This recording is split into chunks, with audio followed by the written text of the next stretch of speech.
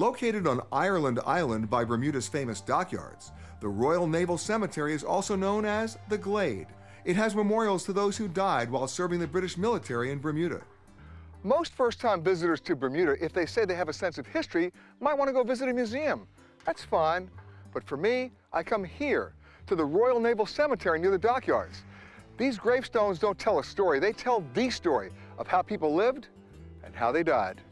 What I particularly like about this cemetery is that the giant gravestones don't only list a person's birth and death, they also go into detail about how they died.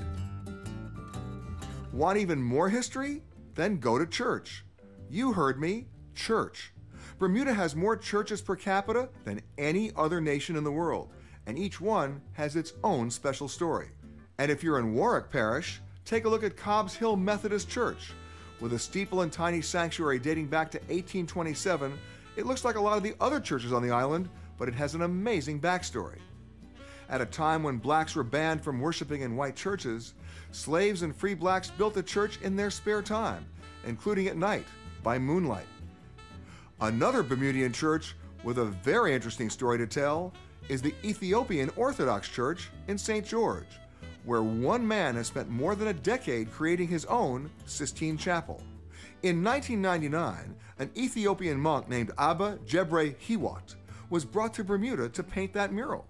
And 10 years later, he's still hard at work, covering the church with paintings of saints, angels, and stories from the Bible.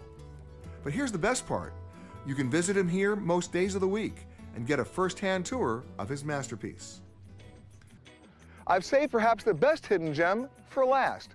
Remember I told you about the more than 120 islands that make up Bermuda? Well, this is one of them. Small, uninhabited, but accessible to you. Just ask any local boater. They'll drop you off here and pick you up at the end of the day.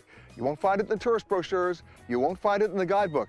It is truly one of the hidden gems of Bermuda. I'm Peter Greenberg, and thanks for watching.